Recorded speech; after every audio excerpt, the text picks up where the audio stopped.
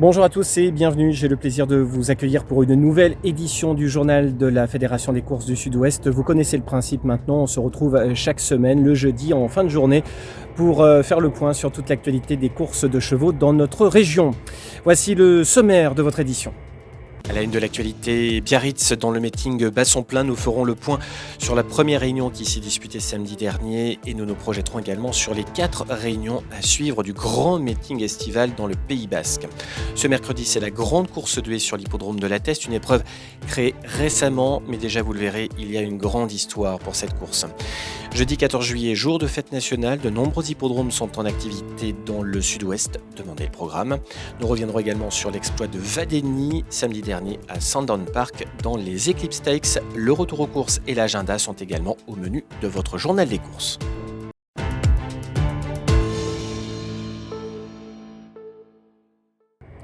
Et à la une de l'actualité, Biarritz, le coup d'envoi du meeting a été lancé samedi dernier.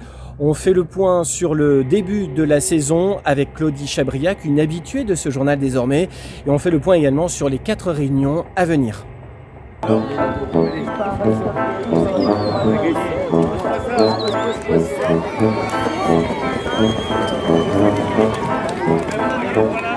Alors Claudie, parlons de la journée de réouverture à Biarritz.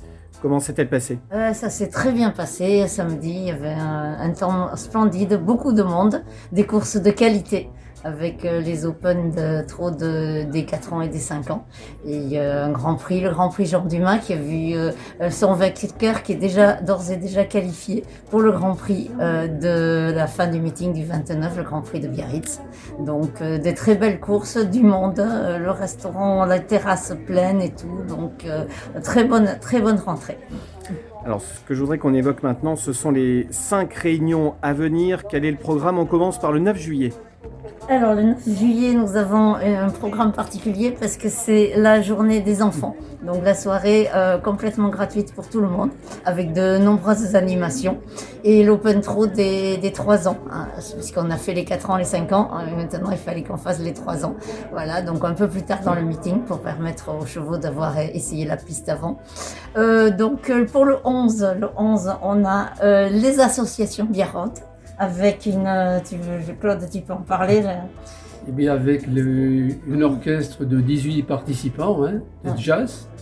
Ensuite, une exposition de voitures anciennes. On aura 5 voitures anciennes. Et ensuite, effectivement, on va retrouver toutes les associations biarrotes autour de la piste et également du restaurant. On poursuit avec le 13. Donc là, ce qui est important à noter, c'est qu'en fait, on a course jeudi 7, samedi 9, le 11, c'est tous les 2 jours, le 13 et le 15. Donc tous les 2 jours, un jour sur 2, il y a course. Donc pour le 13, c'est une réunion avec toujours le même programme, un programme équilibré avec des grands prix et des bonnes courses pour les chevaux de tous les âges, de toutes les catégories. Le 15, on a encore de nouveau une soirée à thème avec cette fois-ci la soirée de l'élégance. Donc là, il y aura... Pareil, donc exposition de voitures anciennes, plus un défilé de mode, feu d'artifice pour finir la soirée. Avec des mix et des misters. Voilà. Donc, et des courses toujours avec des très beaux programmes, les prix du président d'Artenuc, le prix du président Audrey-Zola qui est un prix de vitesse encore 2150 mètres. Donc c'est là en général que se battent les records de la piste. Voilà. Et les réunions de course commencent à quelle heure, on le rappelle ? 20h10 la première course et après toutes les demi-heures.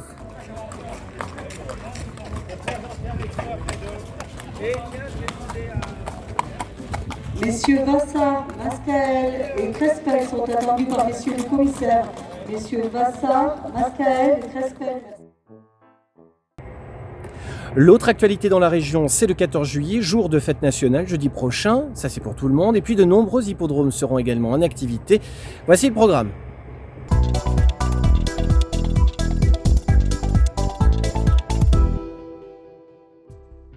Ce jeudi 14, jour de fête nationale et jour de fête sur différents hippodromes de la Fédération régionale du Sud-Ouest. À Beaumont-de-Lomagne, début des opérations à 16h25. 8 courses sont au programme sur les bords de la Gimone, dont le prix de Caen, une course européenne pour chevaux d'âge et des Open des régions pour les meilleurs 3 ans, 4 ans et 5 ans. Après les courses, rendez-vous à l'hippodrome dès 19h où l'entrée sera gratuite. Apéritif offert. Consommation avec modération naturellement, apéritif animé par la banda La Charanga. À 20h, repas champêtre assuré par le traiteur La Ferme du Cousteau qui vous régale les papilles depuis le début de cette saison 2022. Et enfin, le bal populaire et le feu d'artifice vers 23h, le tout accompagné de l'orchestre d'Alain Bringuet. À Châtelaillon-Plage, pour celles et ceux qui auraient fait une escapade sur les bords de l'Atlantique, début des opérations à 14h. 8 courses sont au programme, dont le Grand Prix de La Rochelle-Dinavel-Maïzagri, épreuve comptant pour le Grand Circuit du Sud-Ouest. Côté jardin, comme de coutume, des animations gratuites pour les petits et les grands, trampoline géant, jeux en bois, manège carrousel, parcours d'orientation numérique Lirno et 6 € offerts pour jouer au casino Joa de Châtelaillon pour les 300 premières entrées payantes. Course également sur l'hippodrome de Pompadour et le Dora. Rendez-vous en fin de journal dans l'agenda. Mercredi, direction l'hippodrome de la Teste, c'est la grande course de haies, une épreuve qui a été créée il y a quelques années seulement, mais une course qui, vous allez le voir, a déjà une grande histoire.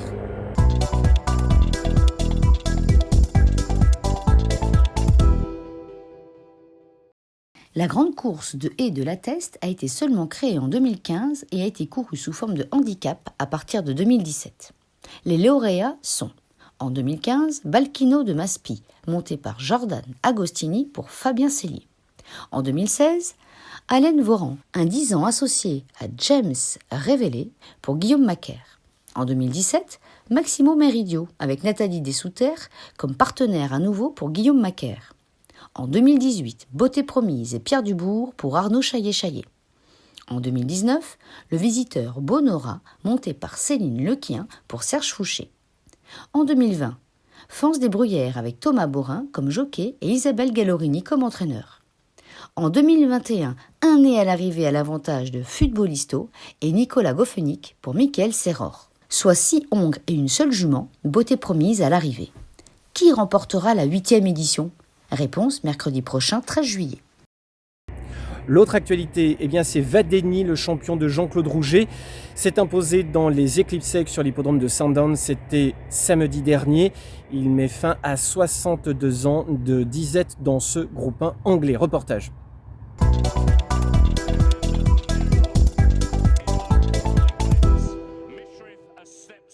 62 ans qu'un Français n'avait plus franchi le poteau en tête dans les Eclipse Stakes à Sandown Park. Vadeni, récent vainqueur du prix du Jockey Club à Chantilly, a réussi à briser cet écart en s'imposant en authentique champion. Entraîné par le Palois Jean-Claude Rouget, Vadeni affrontait ainsi pour la première fois ses aînés. Les Eclipse Stakes sont en effet le premier groupe 1 européen de l'année où les 3 ans affrontent les plus âgés. Il n'était que 6 au départ, dont Native Trail, récent vainqueur des 1000 Guinées irlandaises, et le 5 ans Mishrif, que notre Yoritz Mendizabal national avait mené à la victoire dans le Jockey Club il y a 2 ans. Mais samedi, Vadeni était bel et bien le plus fort. Tenu à l'arrière-garde par Christophe Soumillon, Vadeni fond littéralement sur ses rivaux et toise Mishrif dans les dernières foulées et le laisse à une encolure. Native Trail est 3e. Désormais pour Vadeni, toutes les possibilités s'offrent à lui. Il est le meilleur 3 ans européen, selon les dires de Jean-Claude Rouget, qui s'est confié à nos confrères du Parisien. Vadeni pourrait participer aux Irish Champions Stakes au mois de septembre. Entre-temps, nous pourrions le revoir en août à Deauville dans le prix Guillaume d'Ornano. Et Jean-Claude Rouget lui-même est à quelques encablures des 7000 victoires. Ce serait alors un record. Reportage de Florence Cabane avec la complicité de Jean-Claude Dunoguès.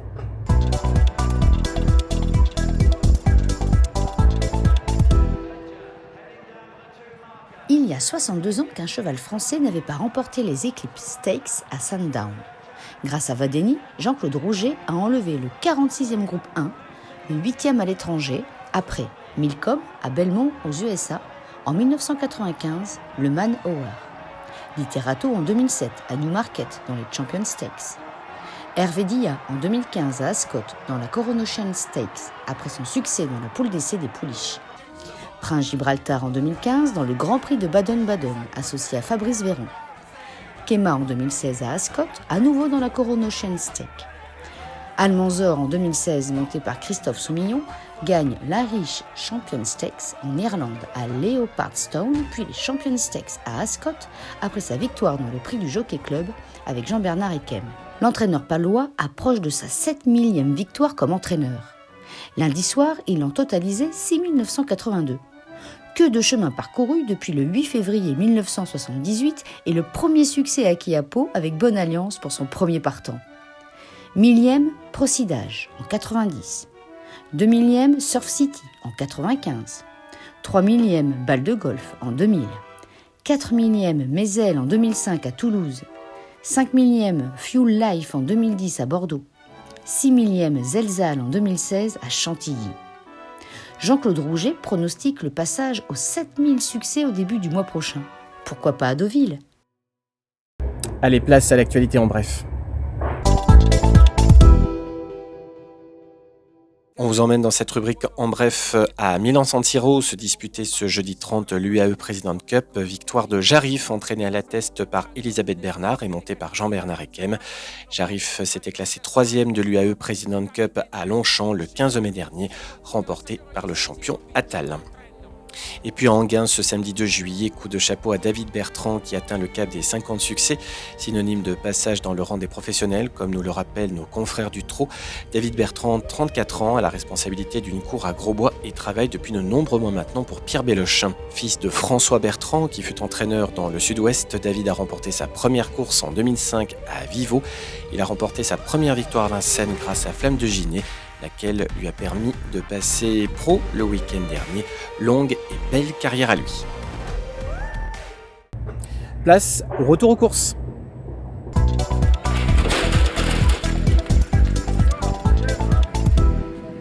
On commence notre retour aux courses avec Toulouse ce mardi 28 avec au menu le derby du Languedoc, édition 2022 qui voit le succès de Night Endeavour, un poulet entraîné dans le sud-est à Calas-Cabriès par Jérôme Régnier. Night Endeavour, monté par le jockey italien Antonio Urani, remporte sa première listed. Il devance Lovely Diamond qui a bien failli créer la surprise et Longridge Road, auteur d'une excellente fin de course, 3e. Biarritz, ce samedi 2 juillet pour le début des grandes vacances, lançait son meeting. Nous vous en parlions la semaine passée. Vous retrouverez dans cette édition le programme des 4 prochaines réunions de course. Dans la première victoire de Jolie Nanja, entraînée à Beaumont-de-Lomagne par Stéphane Buisson.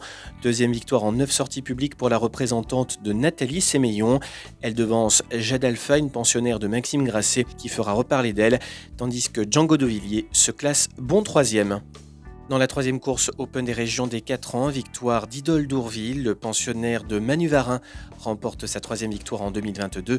Associé à Patrice Géré, ce fils du top étalon Booster Winner a su rester dans les bonnes allures du trot. Il devance Inciso Bello et Ibiza Turgo qui complètent le podium. Dans la 4e Open des régions des 5 ans, succès de Adol de Spéretou pour l'entraînement de Jean-Marc Tellier. C'est Maxime Grasset qui mène à la victoire ce cheval qui n'avait débuté qu'en décembre 2021. 8 courses, 4 victoires et 3 places, c'est du 100% de réussite pour l'instant. En gros retard de gain, il sera à suivre tout l'été. Dans la 5e enfin, le prix Jean Dumas, succès de Fête d'Orvad dans la réduction kilométrique de 1,15,2 sur 2150 mètres, entraîné et drivé par Michel Charlot. Fête d'Orvad s'initie le 9e succès de sa carrière, le 3e à Biarritz, une piste qu'elle affectionne particulièrement. 5 courses, 3 victoires et 2 places sur l'anneau Biarrot. À Gémozac, ce dimanche 3, c'était la réunion de report du 26 juin. Dans la 6e course, un steeplechase disputé sur 3900 mètres.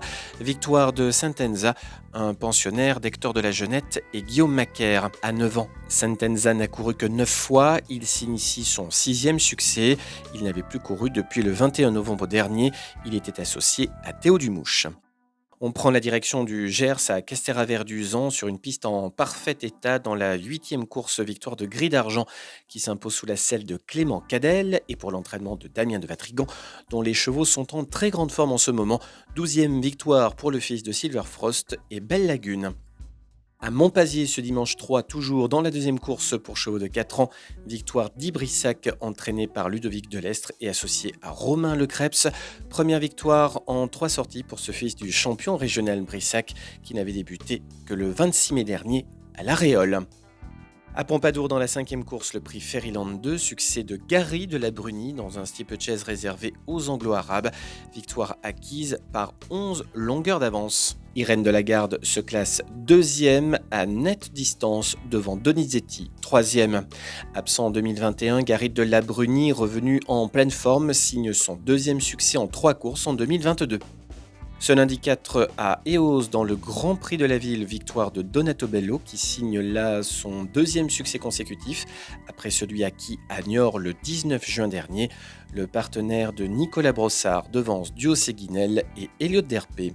On termine avec Biarritz ce mardi 5 dans la 2e réservée aux seuls 4 ans. Victoire d'Invictus Maggi, entraîné et drivé par Nils Pacha. Première victoire en 8 sorties pour le Poulain qui devance le représentant de Louis Lachère, I Love You for Life.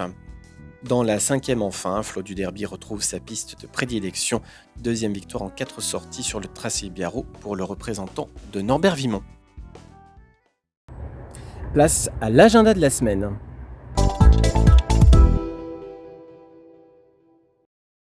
Programme riche en cette semaine du 14 juillet dans la Fédération du Sud-Ouest. On démarre le week-end à Biarritz, qui poursuit son meeting d'été ce samedi 9 juillet dès 14h40. Dimanche, on ira du côté de Beaumont-de-Lomagne, au trot, avec un début des opérations à 14h. Rendez-vous au galop à Castéra-Verduzan avec du plat et de l'obstacle dès 14h. Il y aura également du trot à Castillonnès dès 14h30. Réunion premium et en semi-nocturne en ce dimanche sur l'hippodrome de Dax avec du plat et de l'obstacle. Et enfin, l'hippodrome de Gémozac accueillera l'opération Hippodrome en fête dès 14h30 avec une réunion mixte trot-obstacle. Les nocturnes de Biarritz s'enchaîneront la semaine prochaine. On commence avec le lundi 11 dès 19h40 et le mercredi 13, même lieu, même heure. Et la teste en premium et en matinale avec du plat et de l'obstacle. En ce jour de fête nationale, le 14 juillet, rendez-vous sur l'hippodrome de Beaumont-de-Lomagne avec le traditionnel feu d'artifice en premium et en semi-nocturne. Au trot toujours à Châtelaillon-Plage dès 14h qui démarre son meeting d'été. En mixte sur l'hippodrome du Dora dès 14h et au galop sur l'hippodrome de Pompadour dès 14h. Vendredi 15, Biarritz poursuit encore son meeting dès 14h40 au trot. Voici maintenant les chevaux à suivre. Voici vos chevaux à suivre dans les prochaines semaines et au trot essentiellement puisque nous sommes en plein meeting de Biarritz. Suivez Jade Alpha, Grive ou encore Gewürztraminer qui a fait une bonne valeur sur la piste Biarrotte, Icarios du Goutier, Adol de Spérotou ou encore Danturgo. En plat, vous pouvez suivre Horizon de Tanuès qui a fourni une bonne valeur sur la piste de Pompadour dimanche dernier. Voilà pour l'essentiel de l'actualité. On se retrouve jeudi prochain pour de nouvelles aventures. Salut!